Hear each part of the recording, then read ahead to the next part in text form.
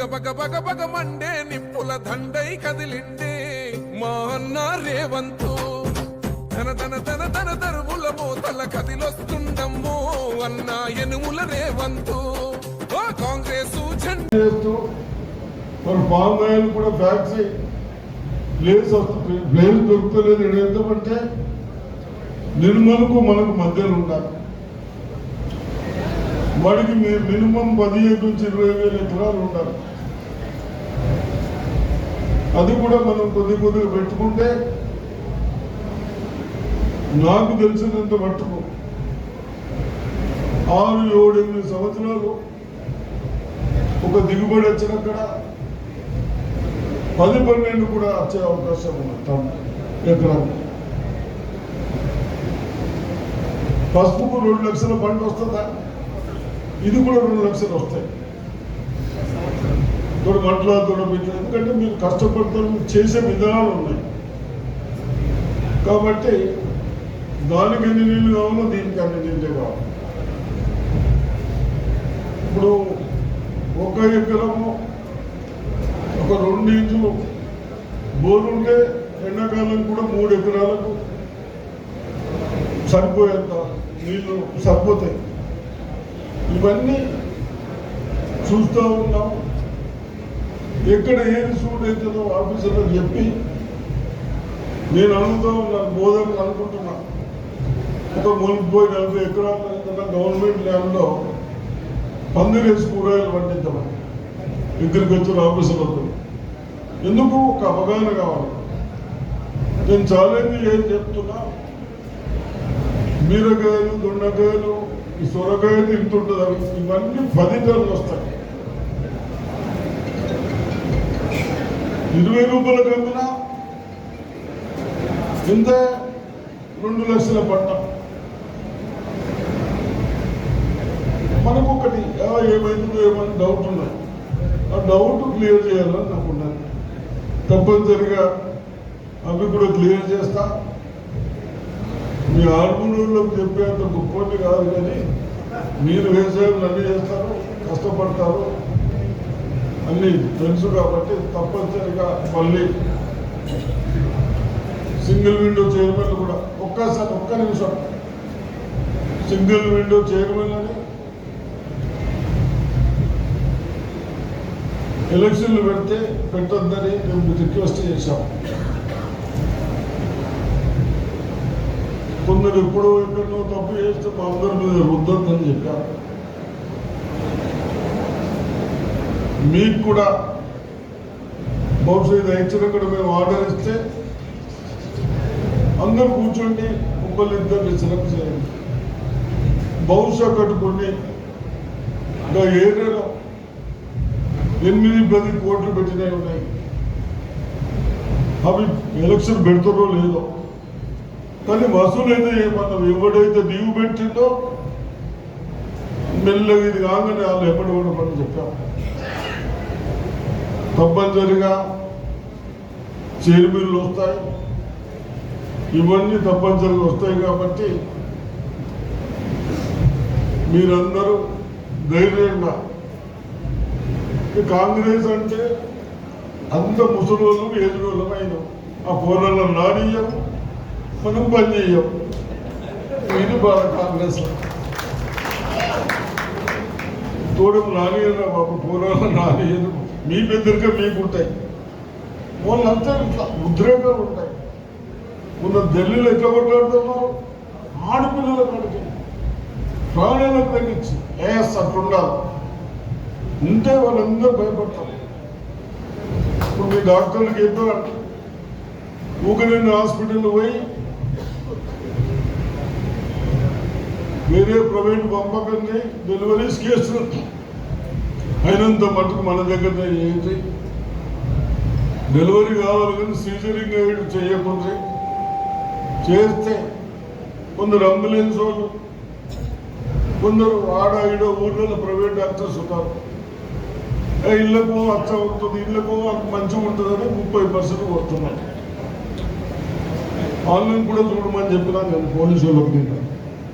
మళ్ళీ వాళ్ళు పట్టుకున్నాక వీడు మనోడే సార్ అంటే మనోడు కానీ మా తాత కాదు, వినేది లేదు. ప్రజలకు చిన్న వాళ్ళకు అన్యాయం చేసిన వాడికి పనిష్మెంట్ కావాల్సిందే, అయితేనే వ్యవస్థ బాగుపడుతుంది. మరి కరెక్టేనా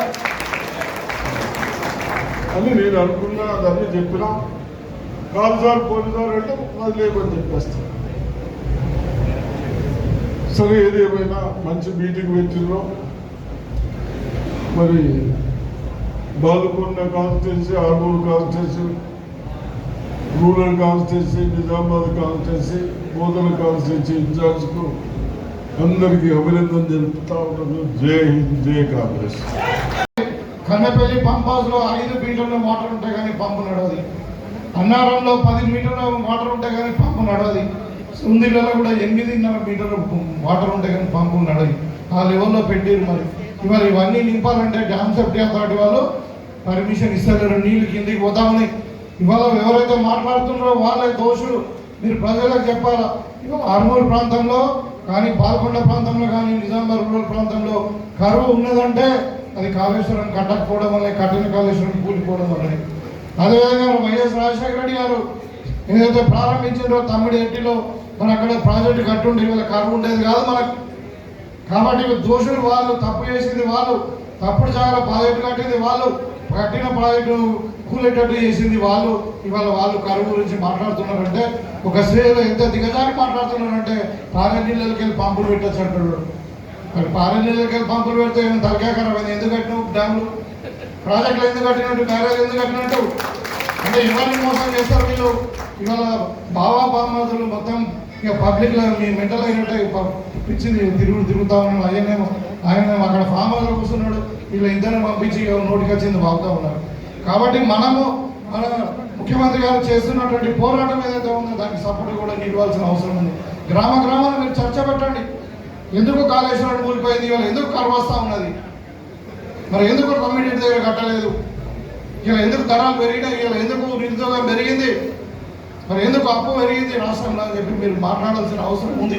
అది ప్రతి ఊటకు తీసుకుపోవాల్సిన అవసరం ఉంది. కాబట్టి ఈ సందర్భంగా మీ అందరినీ కూడా కలుసుకునేందుకు చాలా ఆనందంగా ఉంది. ఇవాళ బాగా వర్షాలు పడ్డాయి, 3 రోజుల నుండి సంతోషం. రైతులందరూ కూడా చాలా బిజీ ఉన్నారు. అయినా కానీ మరి పెద్దలు సురేష్ రెడ్డి గారు మీటింగ్ పెడదామని అంటే మీరు అందరూ కూడా మరి వచ్చి ఇక్కడ ఈ మీటింగ్ ను సక్సెస్ చేసినందుకు మీకు మరొకసారి ధన్యవాదాలు తెలియజేసుకుంటూ సెలవు తీసుకుంటూ ఉన్నాను. జై కాంగ్రెస్. రాహుల్ గాంధీ గారి నాయకత్వం, రేవంత్ అన్న గారి నాయకత్వం. థ్యాంక్ యూ, ధన్యవాదాలు. కార్యక్రమానికి విచ్చేసిన సూపర్వైజర్లకి, కౌన్సిలర్లకి, మండల అధ్యక్షులకి, ముఖ్యంగా బిఎల్ఏలకి అందరికీ కూడా పేరు పేరున నమస్కారాలు తెలియజేస్తూ, ఆర్మూర్ పాల్కొండ 2 పోటీగా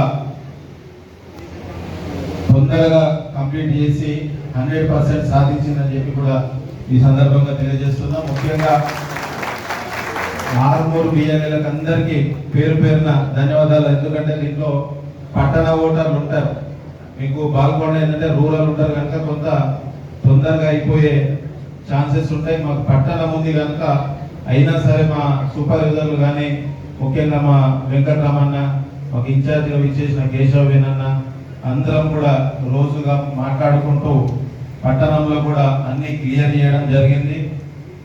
సుమారు 1,89,000 ఓట్లను ఇప్పటికి క్లియర్ చేసినాం.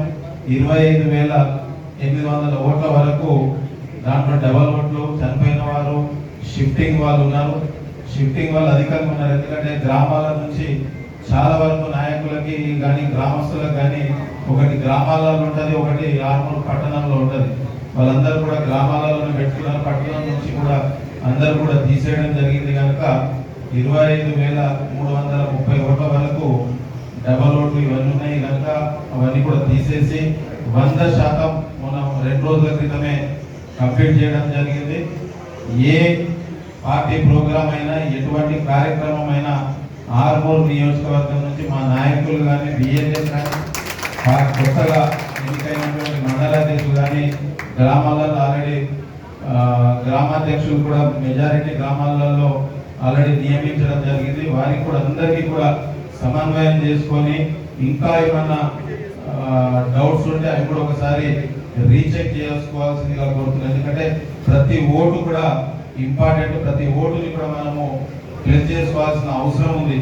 ఎవరిదన్నా ఓటు పోతే మళ్ళీ మనకి ఇబ్బంది కాకుండా ప్రతి ఓటుని కూడా మనము సవరణ చేసుకొని వాళ్ళని ఓట్ల లిస్టులో ఎక్కించే కార్యక్రమం ఈ 2-3 రోజులు ఉంటుంది మనకి బ్యాలెన్స్ కనుక అందరం కూడా కష్టపడి చేద్దామని చెప్పి కూడా తెలియజేస్తూ, ఇంకొక విషయం ఏంటంటే నాకు తెలిసి సరిపైన తెలంగాణ రాష్ట్రంలో ఒక నియోజకవర్గంలో ఎక్కడ అత్యధిక మీటింగ్లు జరిగినాయంటే అది ఆర్మూర్ అని చెప్పి కూడా దానికి అధ్యక్షుడు నగేష్ అన్న గారికి ధన్యవాదాలు తెలియజేస్తూ, సుదర్శన్ రెడ్డి సార్ కూడా ధన్యవాదాలు తెలియజేస్తూ, తప్పకుండా అన్ని విధాలుగా మనమందరం కూడా ఏదున్నా సరే కంప్లీట్ చేసుకోవాల్సిందిగా కోరుకుంటూ మరొకసారి అవకాశం ఇచ్చినందుకు ధన్యవాదాలు తెలియజేస్తున్నాను. Thank you.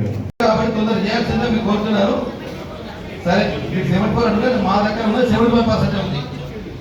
మరి అదేవిధంగా జిల్లా పార్టీ ఆఫీస్లో మీటింగ్ పెట్టుకొని అన్ని క్లుప్తంగా జిల్లా సమస్యలను తెలుసుకొని ఎప్పటికప్పుడు ముఖ్యమంత్రి గారికి సలహాలు ఇచ్చే పెద్దలు. మరి నేను ఒకటేసారి కోరుతున్నాను, జిల్లాలో అన్ని నియోజకవర్గాల్లో కాంగ్రెస్ కార్యకర్తలు అక్కడక్కడ వర్కులు చేశారు సార్. మీరు యాక్టివిటీస్ లో మీరు ముఖ్యమంత్రులు, మీరే ముఖ్యమంత్రి జిల్లా కానీ రాష్ట్రంలో కానీ, మరి మీరు సలహా ఇచ్చే పెద్దలు కాబట్టి అన్ని రాష్ట్రాలలో అన్ని జిల్లాలలో ఫండ్స్ తీసుకుంటున్నారు. మరి మన జిల్లాలో చిన్న చిన్న వర్క్స్ ఉన్నాయి సార్. మీరు కార్యకర్తలు ఏదో సబ్ ప్లాన్ అని ఏదో పని 3 లక్షలు 2 లక్షలు వరకు చేసినాయి సార్. మరి దయచేసి మీరు అందరికి ఇప్పించి మీ యొక్క బర్త్డే సందర్భంగా వారికి గిఫ్ట్గా ఇవ్వాలని నేను కోరుకుంటూ వారిని మాట్లాడాలని కోరుతున్నాను.